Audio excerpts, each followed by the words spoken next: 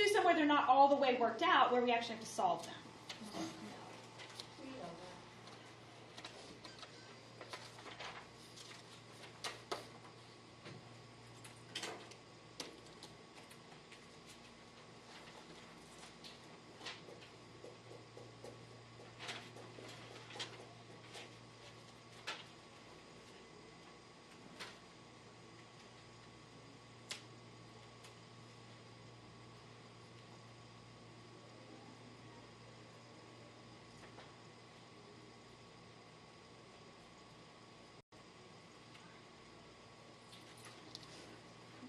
So right now, my x is the base, and I really can't, like, just looking at it like that, I'm not really sure what it might be. So I'm going to rewrite it exponentially and see if that helps me to determine what x might be.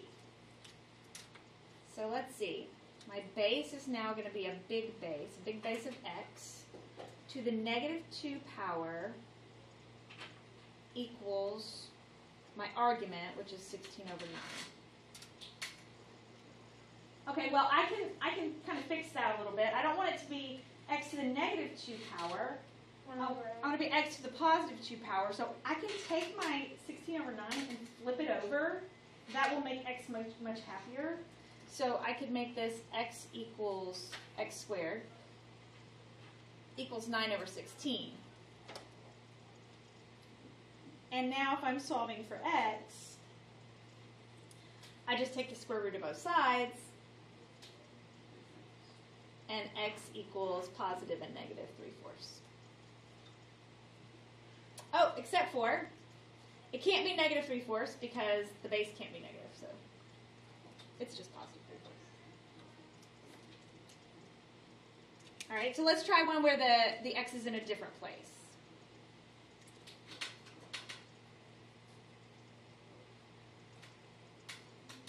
Time log base 16, the argument is x,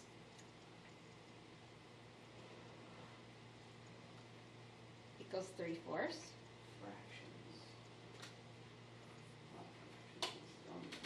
I love fractions. Oh, yeah? I do. All right, so I'm going to rewrite this exponentially to see if that helps me solve it. 16 to the 3/4 power equal, oh, that makes it much easier. Because if I can remember what I did Friday, remember the bottom number goes inside the crack of the radical. So the 4th root of 16 cubed.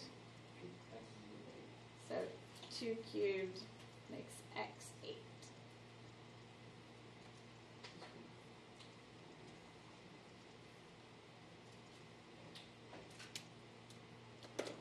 All right, let's try one more with the x in one more spot. This time we'll put the x as the answer. Log base 36, square root 6 equals x. Whoa. That's interesting. Lovely. Actually, that might, oh, that'll end up, yeah, Which would be that'll be fine. 36x 36 to the x power equals square root of 6. square root of 6. But instead of writing it as square root of 6, let's write it as 36 to the x power equals 6 to the 1/2. Now remember what we learned on Friday. When solving exponentials, if you can get the base the same, then you can disregard the base and just deal with the people from the treehouse. So bases can never be made bigger, they can only be made smaller.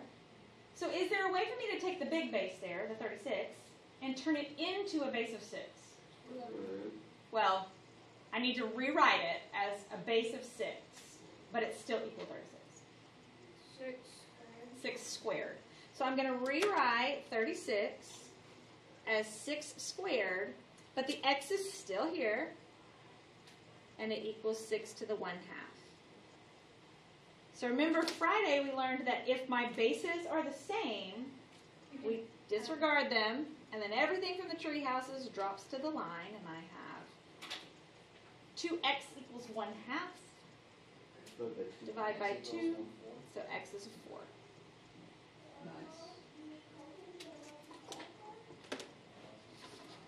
Everybody okay? That's how you solve logarithms. Easy breezy. Nothing to it. All right. So now let's talk a little bit about the graph. This stuff is going to be very, very similar to the graph of the exponential, so the only thing I would say that makes it difficult is do not confuse the two, because they're really similar.